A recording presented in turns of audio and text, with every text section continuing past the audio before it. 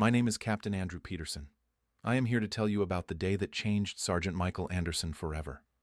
Not the day he earned a rank, not the day he received a medal, but the day he learned how fragile life really is.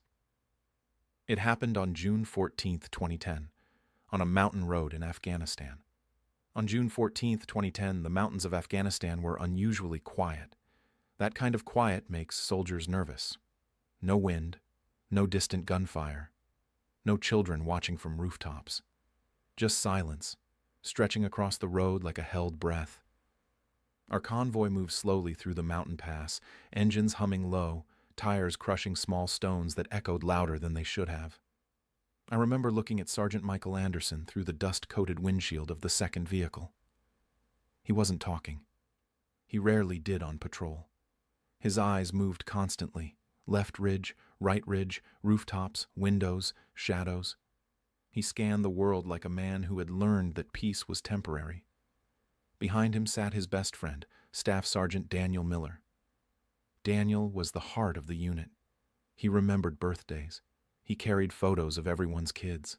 He kept morale alive when the war tried to kill it. He had a wife back home who sent him letters written in blue ink, and he read them like scripture. Minutes before the ambush, Daniel leaned forward and tapped Michael's helmet. "After this route, I'm finally taking leave," he said. "My wife says the baby kicks every time she hears my voice on the phone." Michael smiled, a real smile, rare in war. "Don't let the kid forget your face," he replied. Neither of them knew those would be the last peaceful words they would share for a long time. The explosion came from nowhere.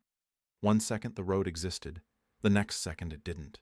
A fireball lifted the lead truck off the ground like it weighed nothing. The shockwaves slammed into our vehicles, rattling teeth, slamming heads into steel, turning the world into broken glass and smoke. The radio exploded with voices. "Contact front. Vehicle hit. Medic! Medic!" And then the gunfire started. Not a warning shot. Not scattered fire. A full ambush. Rounds cracked against the mountainside, ricocheting into metal, snapping past ears, ripping into the air so close you could feel it move your skin. Dust filled our mouths. Smoke filled our lungs. Orders collided with screams until no one could tell one voice from another. Michael jumped from the vehicle before it fully stopped. That was when he saw Daniel. Daniel was lying in the open road, his rifle thrown several feet away, his leg twisted in a way legs are never meant to twist. Blood darkened the dust beneath him, soaking into the ground as if the mountain itself was trying to drink him. Michael didn't hesitate. He didn't wait for permission. He didn't ask for backup. He moved. He dropped to the dirt and crawled, pressing his body flat to the ground while bullets carved the air inches above him. Stones shattered around his face. Dust filled his eyes. His elbows burned raw against gravel and glass. I remember shouting his name, but he didn't hear me.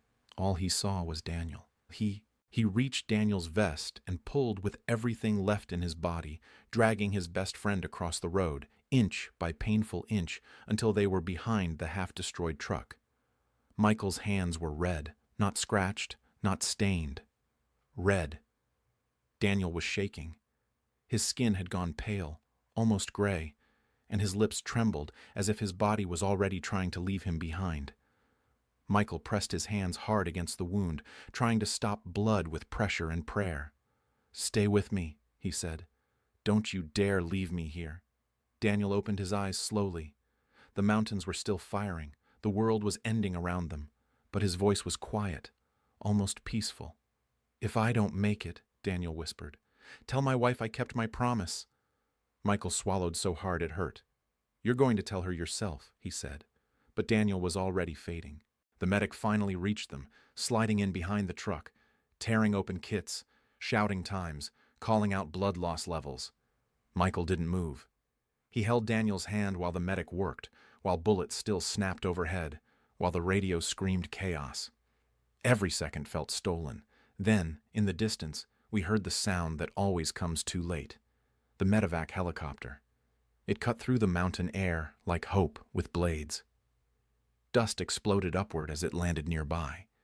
Daniel was lifted onto the stretcher. his blood smearing into the white straps, his eyes fluttering shut. As they carried him away, he looked back once more at Michael. He didn't say anything. He didn't have to. The helicopter lifted off, carrying Daniel between life and death, and Michael stood there shaking, hands still raised like he hadn't realized he'd let go. The ambush ended minutes later, minutes that felt like lifetimes. Daniel survived, but he lost his leg. Weeks later, Michael walked into a military hospital room that smelled of disinfectant and quiet suffering. Machines beeped, curtains whispered, and in the middle of that room sat Daniel, in a wheelchair, holding his newborn son. The baby was so small it looked unreal in his arms. Daniel looked up at Michael and smiled, a real smile. "You pulled me out of hell so I could hold him," he said. Michael stood there, frozen, heart pounding harder than it ever had in battle. Because that day on the mountain road didn't just change Daniel's life. It changed Michael forever. From that day on, he understood something that no training manual could ever teach. A soldier isn't measured by how many fights he survives. He is measured by how many lives he refuses to let go. Intro, locked version. My name is Captain Andrew Peterson.